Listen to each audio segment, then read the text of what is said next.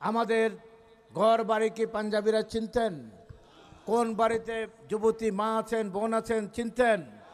এই রাজাকার আলবদররা, এই জামাতের নেতারা সেদিন এই ঘর বাড়ি চিনে দিয়েছেন, আমাদের মা বোনদের ইজ্জত সম্ভ্রমহানি করেছেন।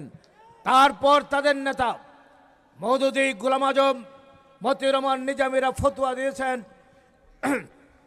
যুদ্ধের ময়দানে নাকি মা বোনরা গনিমতের মাল। নাউজুবিল্লাহ বলেন। এই মুনাফিক, এই শেখ, এই ইসলাম আকীদা বিরোধী, তারা আজকে রাষ্ট্রীয় ক্ষমতায় যেতে চায়। আমার নিজের দেখা বেগম খালেদা জিয়ার পায়ের কাছে বসে তারা সেদিন বলেছিলেন, বেগম ম্যাডাম আমাদেরকে একটু আপনার চার দলে জোটে নেন। ম্যাডাম সহজ সরলভাবে তাদেরকে নিয়েছিলেন। তারপর তাদেরকে দুই আলবদরের নেতাকে মন্ত্রী বানিয়েছিলেন, বানান নেই?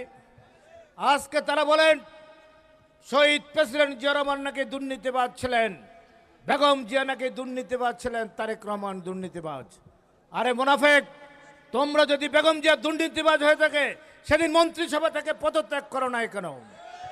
তোমরা তো বেগম খালেদা জিয়ার পায়ের তলে বসে ব্যাংক নিয়েছ, বিমা নিয়েছ, বিশ্ববিদ্যালয় নিয়েছ, মেডিকেল কলেজ নিয়েছ, ফার্মাসিউটিক্যাল ইন্ডাস্ট্রি নিয়েছ, বিভিন্ন প্রতিষ্ঠান নিয়েছ, হাজার হাজার কোটি টাকার মালিক হয়েছ।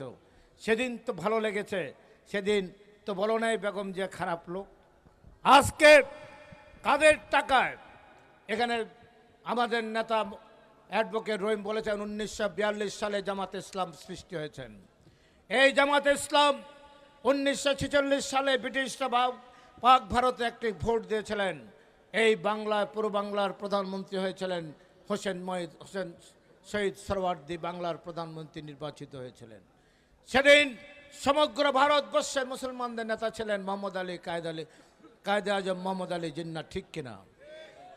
এই মওদুদিরা সেদিন ফতোয়া দিয়েছেন কায়েদে আজম মোহাম্মদ আলী জিন্নাহ নাস্তিক, সে মুসলমানদের নেতা হতে পারে না।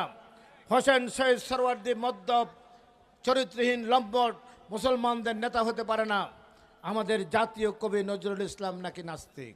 এই ফতোয়া দেয় নাই? দিয়েছে। তারা সেদিন পাকিস্তানের বিরোধিতা করেছেন, তারা সেদিন ভোট দিয়েছেন, 6টি আসন পেয়েছিলেন। তারা, এই জামাত ইসলাম সেদিন 6টি আসন পেয়েছিলেন। এই 6টি আসন মানে 6টি জেলা। আজকে সেদিন যদি তারা পাকিস্তানের পক্ষে ভোট দিতেন তাহলে মালদা, মুর্শিদাবাদ, করিমগঞ্জ পুরো পাকিস্তানের অংশ হতো। সেখানে পশ্চিম পাকিস্তান আরও 3টি জেলা পাকিস্তান হতো।